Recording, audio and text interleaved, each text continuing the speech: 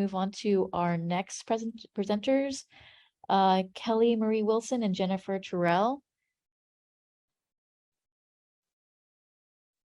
Hi, okay. Hi.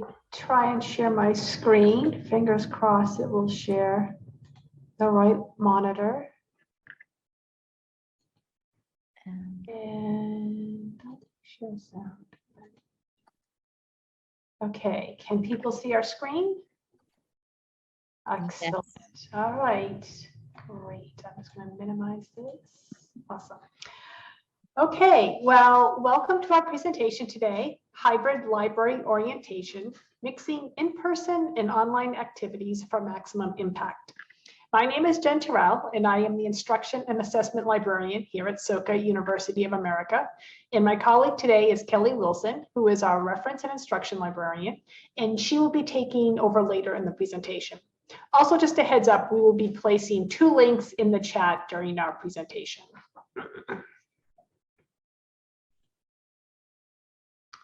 There's the arrow, there we go. Though we are meeting virtually, we wish to acknowledge that the land on which Soka was built is the unceded territory of the Ashiman Nation. They were conscripted by the Spanish colonizers to build the Mission San Juan Capistrano and also had the name Juanino Band of Mission Indians imposed upon them. We acknowledge the painful history and dispossession of the Ashiman people, past and present, and aspire to uphold our responsibilities to honor and protect their lands. Okay, a little bit about Soka University of America. We are located in Southern Orange County here in California, and we are founded on Buddhist principles, but it is a non-sectarian school. And also we have a campus in Tokyo, Japan. Our international students come from 35 different countries, predominantly from East Asia and the Pacific Basin. Our students graduate with a Bachelor in Liberal Arts and a concentration in one of 5 areas: environmental sciences, life sciences, humanities, international studies, or social and behavioral sciences. Our 2-year master's program is in educational leadership and societal change. And our extended bridge program for our ESL students is a 1-year program, and then they matriculate as first-year undergraduates the following year. Okay, so I am going to, so Kelly is going to throw in a question, which I have to activate.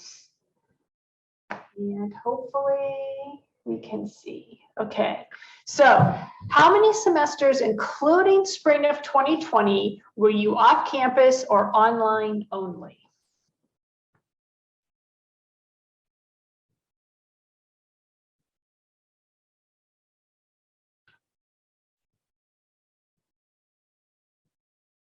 I think some people are having trouble accessing the link. Is the link not in the... Yeah, the link is in chat. If that doesn't work, you can also pull it up on your phone and text. Use the text information at the top of the screen. I don't know why that, you know what, let me try this, like, see if that works. Pull everywhere. See if that works. Okay, we're getting some answers. And then responses.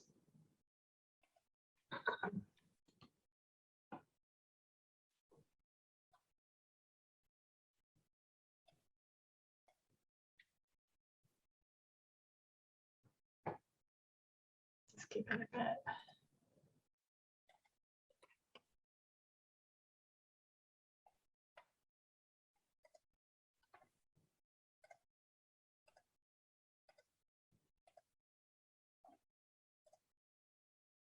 So we're getting a pretty, diverse range on what our experiences were in terms of whether we were on campus or, we were off campus and for how long. So great. I'll just give it a few more. It looks like people are still adding to it. Thank you, everyone, for responding.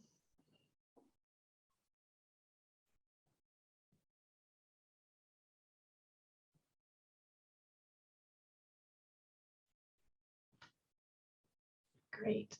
So it's kind of split. We can see that between 0 and others is equal at 8%, and then we range from 23 to 35% for our experiences. So we have one more poll everywhere question, and I will activate that one. And let me go. What was or still is your pandemic library orientation format?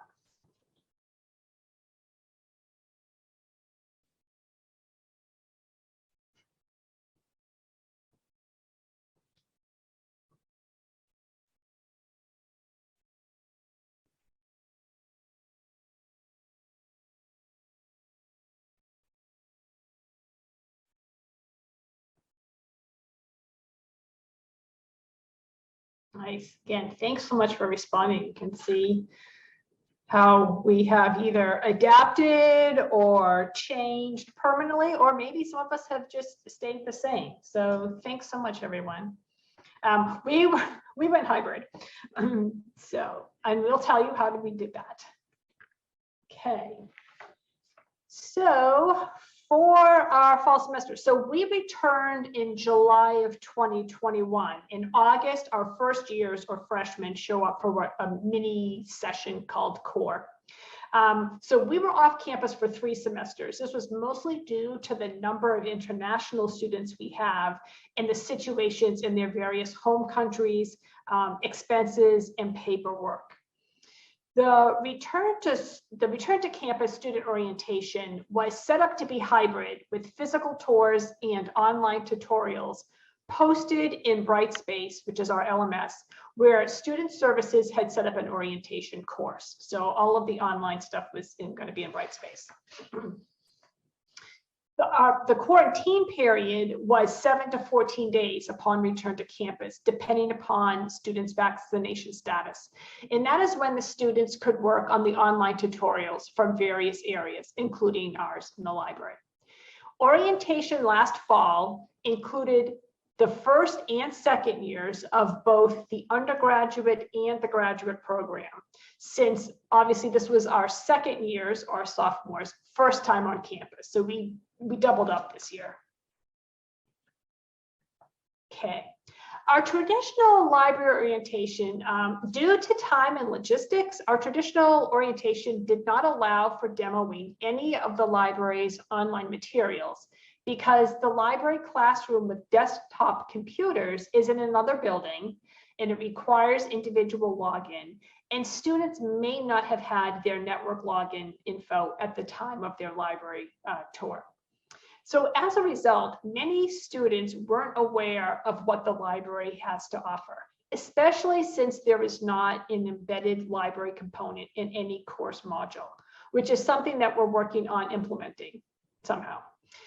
Given the new circumstances involved in our return to campus, we needed to adjust the library orientation to accommodate the hybrid campus orientation and social distancing parameters. We reached out to the Director of Student Services to get the student orientation details and then brainstorm options for the library orientation.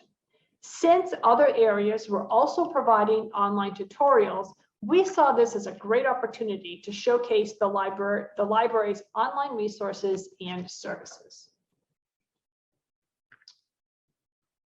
So how we updated it was traditionally the tour group size was around 15 students, and we would have a librarian placed on each floor to talk about what was located there.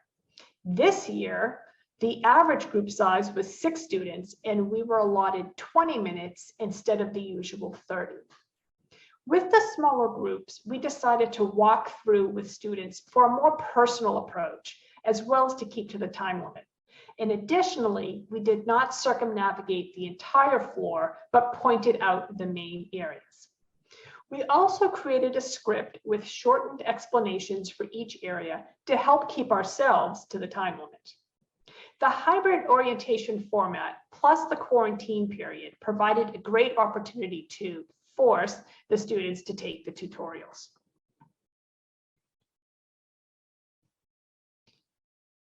So the tour, how we adjusted for the tour. The tour groups met inside the main doors on the second floor, but we brought them down to the first floor to begin the tour formally.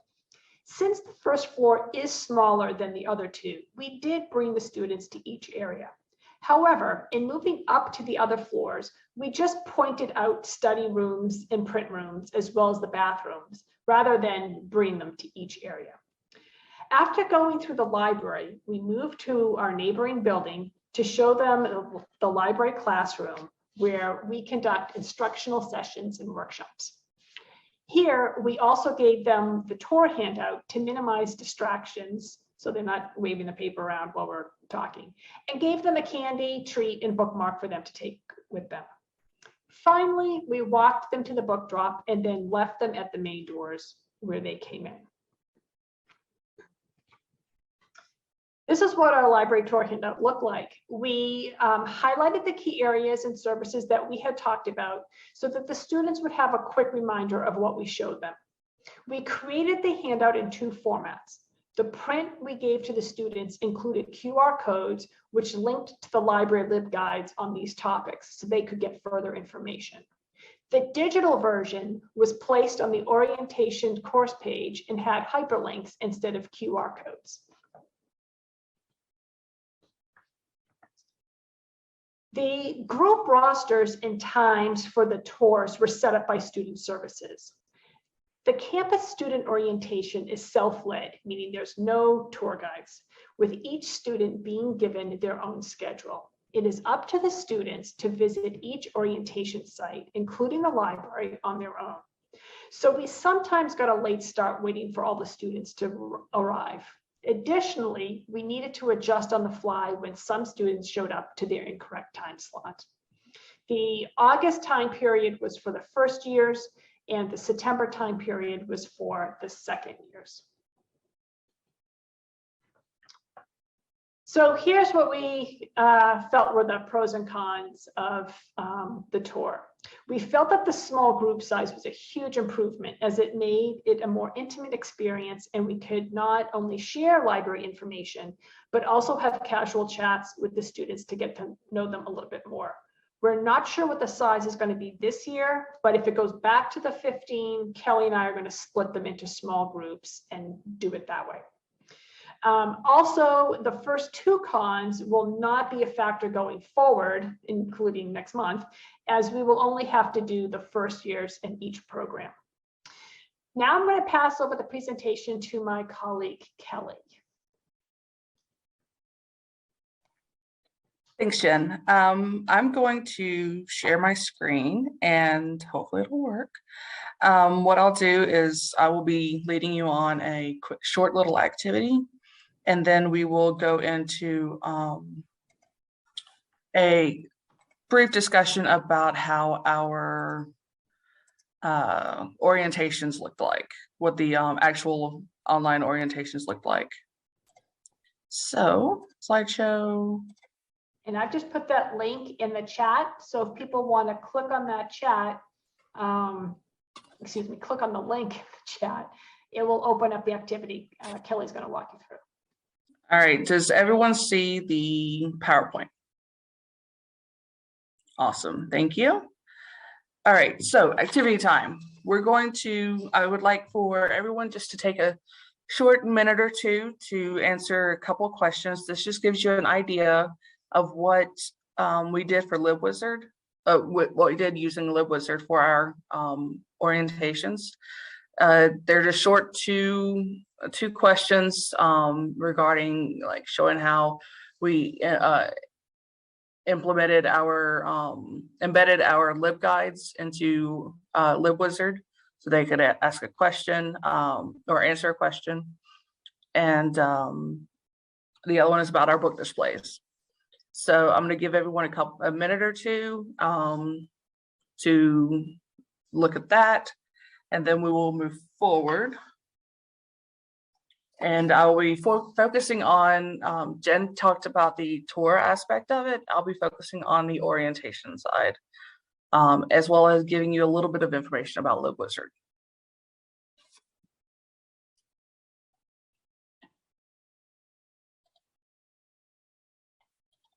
All right.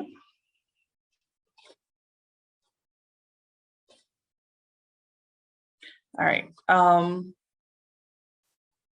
Hopefully you've all had a chance to have a look at it. Have a look at the activity. And feel free to keep playing with it while we move forward.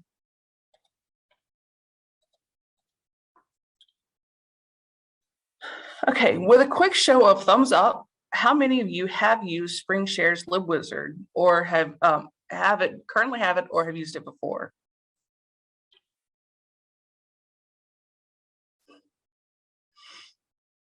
Awesome. Thank you. Unfortunately, we don't have enough time to go over all of what LibWizard has to offer. As you can see from this slide, there are a variety of features available that let you make detailed visual and interactive tutorials. LibWizard worked really well for us because it's pretty user-friendly. There are instructional tutorials available, and it could easily incorporate LibGuides so we can link to whatever online information and resources we want the students to learn about. In order to assess the effectiveness of the tutorials, we used LibWizard's survey feature to create a feedback form from which we added a form which we added to the end of the second tutorial. Our main goal was to instill in the students that the library offered more than just the print collection by showing where they could go to access all we had to offer. We spent time deciding what the most important and often used items were and came up with these lists. Since the initial tutorial was too long, we decided to divide it between services and resources. Each tutorial starts with an introduction / an explanation slide, then asks the student their name and class status before getting into the topic slides. While tutorials can display the grade received, we decided against that and went with the certification option, a copy of which can be emailed directly to you so you can see who completed the tutorial. Here's an example of one of the types of tutorial slides we used in which you can embed an image. This particular slide also gave students options to complete what was relevant to them, meaning not all the slides we used had right or wrong answers. Some were more open-ended, and some were not even, I don't think all of them were required to answer.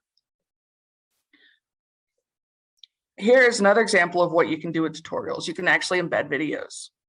We created the library videos using Camtasia and stored them in MS Stream, which is a video service site that is part of our MS Office subscription.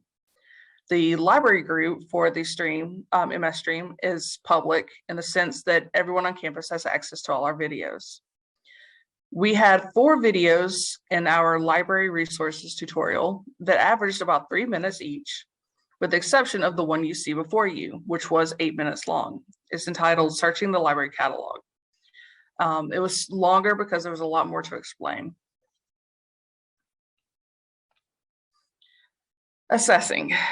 The main impact is the fact that for the first time, students were deeply and uniformly exposed to the library's materials, most of which are available online. In order to get the students' perspective on the impact of the tutorials as well as the tour, we added some questions about orientation in the annual Student Libraries Survey, which we distributed this past April. We included a survey at the end of the second tutorial as well, as a means to assess what the students felt about the tutorials in order to evaluate their effectiveness. We did get 150 responses. However, due to some technical glitches with the second survey not working in Safari, which is the default browser on our student laptops, some students were unable to finish the tutorial and therefore didn't get the survey. As a quick note, our Director of Student Services said the following regarding the tutorials. One piece of feedback I've heard from students is that they really appreciated having online tutorials to refer to when they needed the information rather than trying to remember everything someone said during orientation week.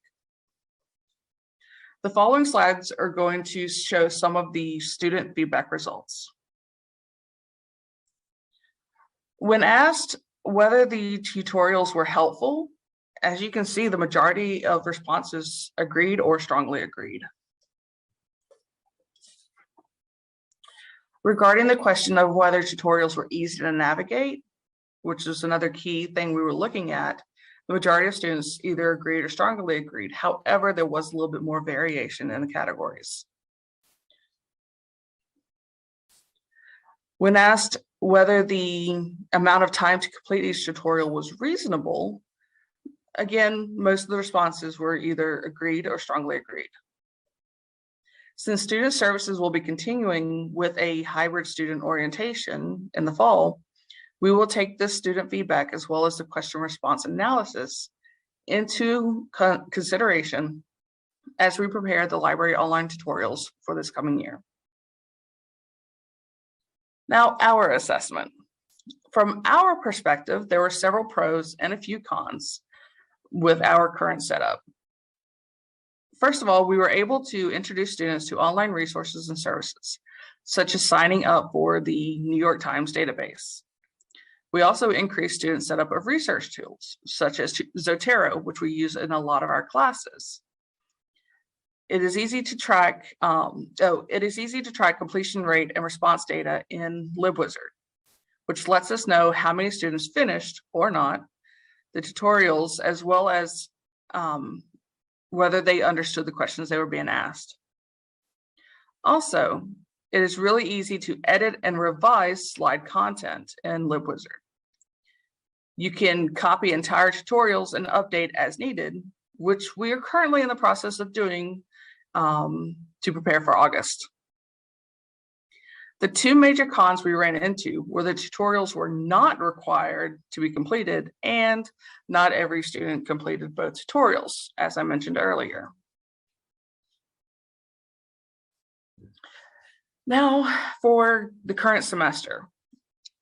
This past June, our English language program had 2 international groups of students visit campus for 2 months, which they're currently still here. These are students who want to practice and develop their English language skills. Our summer bridge group is already accepted to Soka for the upcoming fall, and their English proficiency is quite high. For their orientation, we gave them online tutorials as well as the full library tour. The other group is the Soka Women's College, which comes from our Japanese campus, or Japan campus, and they have a very low English proficiency. We did not give this group the online tutorials because they will only be here for 2 months before returning to Japan. However, we gave them a bridge library tour since they will not be conducting research while they are here. Moving on. Oh, we're at the end. And now it's your turn. Do you have any questions or comments you would like to offer?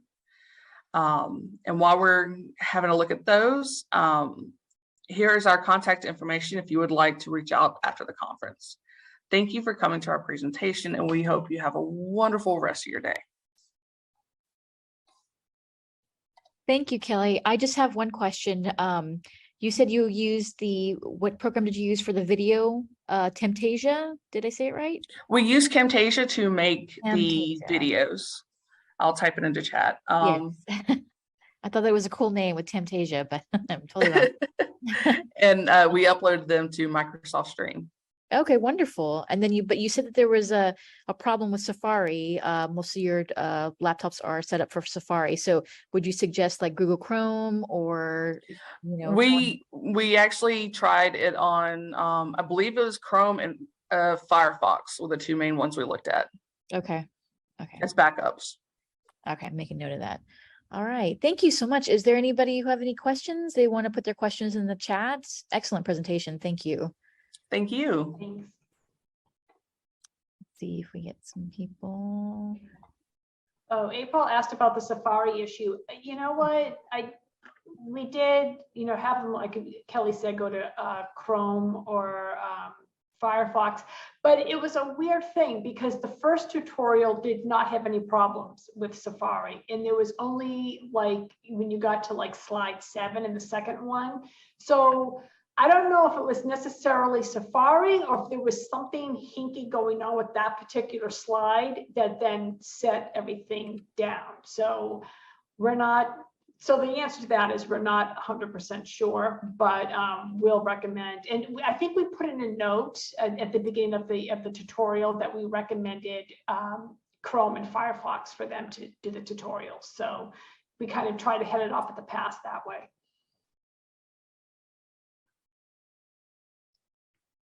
Let's see here. Jenny says it's much more intuitive now. Esther says Camtasia used to be bundled with Snagit for PC. And then Joy said, we use LibWizard, but not the tutorial type. Did you find tutorial creation fairly straightforward? Yes, it's time consuming, but it's easy to do. And because there's just so many options and just kind of setting it up. And so it does take a lot of time, but it's very, I thought, straightforward and simple to use. And once you have one tutorial created, like what we did in the fall, once we have those created, we've been copying the entire tutorial and editing them for future reference. For like we edited new ones for summer, and now we're working on editing the ones for fall, and all we're doing is just copying the whole thing, and it saves a lot of time. That's very smart. Yeah, because you could just edit as you go. Yeah, that's great. April also said, do you have coworkers or student workers test your tutorials before publishing them? I did. This was the first year we did this. So I actually had, and we were still off campus because we didn't come back till July, and these had to be ready for July. So I seconded my family and had them run through, and they were in different parts of the country as well. So, and on different devices. So I did have my family run through it, and I also had my boss run through it so that she could kind of be like, okay, kind of feedback. And she had actually the great idea of splitting it into services and materials. And so then kind of similar things are together. So yeah, we definitely ran it through the system for sure. That's a good idea though, having student testers. Anybody else have any other questions?